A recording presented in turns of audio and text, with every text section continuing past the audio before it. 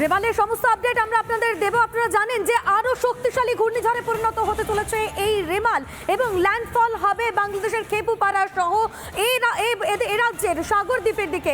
একবার ছবিটা আপনাদের দেখানোর চেষ্টা করব। এই মুহূর্তে যে ছবি আপনারা দেখতে পাচ্ছেন, বিশেষত ঝড় বৃষ্টি শুরু হয়েছে বেশ কিছু জায়গায়, অতি ভারী বৃষ্টিপাতের সম্ভাবনার কথাও জানাচ্ছে আলিপুর আবহাওয়া দপ্তর এবং আজ রাত থেকেই এই বৃষ্টিপাত চলবে। এই মুহূর্তে যে ছবি আপনারা দেখতে পাচ্ছেন, ঝড়ের যে তীব্রতা, যে গতিবেগ, সেই গতিবেগের ছবি আপনারা এই মুহূর্তে দেখতে পাচ্ছেন। আমরা আরো বিস্তারিত জানবো, আমাদের প্রতিনিধি কিশলয় আমাদের সঙ্গে রয়েছে। কিশলয়, তোমার কাছ থেকে বিস্তারিত জানতে চাইবো, ঠিক কতটা গতিতে ধেয়ে আসছে এই ঘূর্ণিঝড় রেমাল, তোমার কাছ থেকে আরো বিস্তারিত জানবো। একেবারে ওয়েদার ডেস্ক থেকে রয়েছে রুমকি, এবং এই মুহূর্তে আমার ঠিক পাশে যে সারফেস স্ক্রিন রয়েছে সেখানে লাইভ স্যাটেলাইট ওয়েদার ট্র্যাকার এর মাধ্যমে আমরা ট্র্যাক করছি। রুমকি, এই মুহূর্তে এটা ভারতের ম্যাপ দেখছো এবং বাংলাদেশ, এবং তার ঠিক মাঝামাঝি অঞ্চলে এই মুহূর্তে এই যে লাল অংশ, এটা হলো রেমাল, অর্থাৎ ঘূর্ণিঝড় রেমাল, যে রেমালের আই অফ দ্য স্টর্ম অর্থাৎ ঝড়ের চোখ ঠিক এই জায়গাটায় দেখতে পাচ্ছ।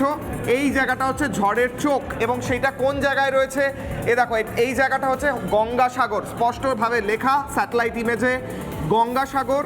এই হলো গঙ্গাসাগর এবং এই হলো বাংলাদেশের যে সমস্ত এলাকার নাম বারবার বলা হচ্ছে যেখানে ল্যান্ডফল হতে পারে, সেই সমস্ত এলাকাগুলো এই জায়গায় রয়েছে, এবং সাগর দ্বীপ বা সাগর আইল্যান্ড হচ্ছে এইখানে রয়েছে। এই দুটো এলাকার মাঝে রেমাল এই মুহূর্তে অবস্থান করছে এবং ধীরে ধীরে উত্তরের দিকে অর্থাৎ ল্যান্ডের দিকে এগোচ্ছে।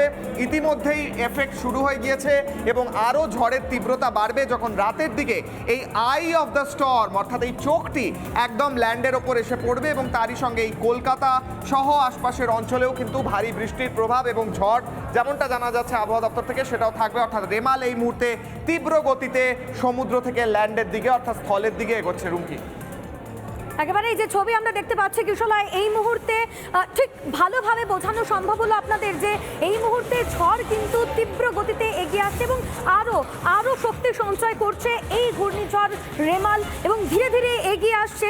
তার ল্যান্ডফল হওয়ার সম্ভাবনা রয়েছে বাংলাদেশের যে উপকূলবর্তী এলাকা সেই এলাকায় এবং এ রাজ্যের সাগর দ্বীপের কাছে। তাই ইতিমধ্যেই সতর্ক করা হচ্ছে প্রশাসনের তরফে, সতর্কতামূলক ব্যবস্থা নেওয়া হচ্ছে প্রশাসনের তরফ থেকে।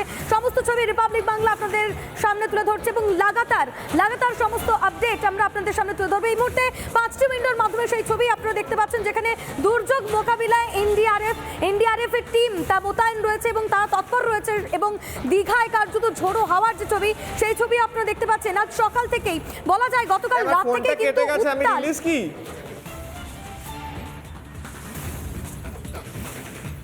পুলিশের মাইকিং চলছে, এরই পাশাপাশি নামখানায় মুষলধারে বৃষ্টি, সেই সমস্ত ছবি আমরা আপনাদের সামনে তুলে ধরছি। যে বিষয়টি জানানো হয়েছে, প্রায় 135 কিলোমিটার প্রতি ঘন্টা সর্বোচ্চ পর্যন্ত ঝড় পৌঁছে যেতে পারে। এই মুহূর্তে সমস্ত আপডেট আমরা আপনাদের দেবো, কারণ আমাদের প্রতিনিধিরা একাধিক জায়গায় ছড়িয়ে ছিটিয়ে রয়েছেন। এই মুহূর্তে আমাদের প্রতিনিধি বিষ্ণুব্রত মন্ডা আমাদের সঙ্গে রয়েছে। বিষ্ণুব্রত, তোমার কাছ থেকে জানতে চাইবো এই মুহূর্তে ঠিক কি ছবি রয়েছে দীঘার, কারণ গতকাল থেকেই আমরা দেখছি প্রবল জলোচ্ছ্বাস শুরু হয়েছে, আজ সকাল থেকেও একই ছবি আমরা দেখতে পাচ্ছি। এই মুহূর্তের পরিস্থিতিটা তোমার কাছে জানতে চাইবো।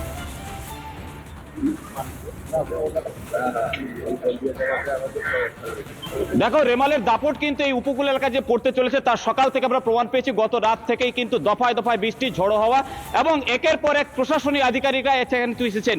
এই মুহূর্তে আমরা ছবি দেখানোর আগে সরাসরি চলে যাব জেলা সভাধিপতি উত্তম বারিক, তিনি কিন্তু সরাসরি আমাদের সঙ্গে রয়েছেন রিপাবলিক বাংলার সামনে। সরাসরি এই ঝড়ের বর্ণনা এবং প্রশাসনের তরফ থেকে কি ব্যবস্থা নেওয়া আছে সরাসরি আমরা দেখানোর চেষ্টা করব। দাদা, জেলা সভাধিপতি হিসাবে প্রশাসনের তরফে কি ব্যবস্থা গ্রহণ করা হচ্ছে? গতকাল পর্যন্ত নির্বাচন যেহেতু ছিল, সকলেই ব্যস্ত ছিলেন, জনপ্রতিনিধি আধিকারিকরা।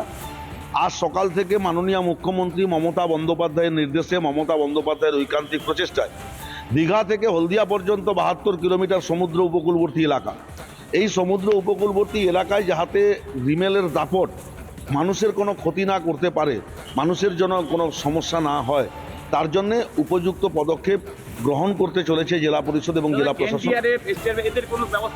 সমস্ত ধরনের ব্যবস্থা, এনডিআরএফ, এসটিআরএফ, সমস্ত আধিকারিক, ইরিগেশন থেকে শুরু করে ফ্লাড সেন্টারগুলোতে রেস্কিউ সেন্টার হিসাবে ব্যবহার করে তাদেরকে তুলে এনে রাত্রিতে যাপন, সেখানে জেনারেটর ব্যবস্থা, খাওয়ার ব্যবস্থা, ইরিগেশন বাঁধ, কোথাও বাঁধের ভাঙন তৈরি হলে তৎপরতার সাথে দ্রুত পদক্ষেপ গ্রহণ করা, সমস্ত ধরনের ব্যবস্থা আমরা ইতিমধ্যেই তৈরি করে ফেলেছে। ইতিমধ্যে কন্ট্রোল রুম কোন জায়গায় কন্ট্রোল রুম খোলা? সমস্ত এই সিসাইড এলাকায় সমস্ত গ্রাম পঞ্চায়েত যত আছে হলদিয়া পর্যন্ত সমস্ত গ্রাম পঞ্চায়েতে 2-3টে করে কন্ট্রোল রুম তৈরি করা যেহেতু হয়েছে। রাত্রের দিকে একটা হিন্দি হওয়ার চেষ্টা করি, রাত্রের দিকে ঝড় হওয়ার সম্ভাবনা, তার জন্য প্রশাসনের তরফ থেকে রাত্রে কি বিশেষ ব্যবস্থা করা হচ্ছে? কোনো জেনারেটর বা আলো?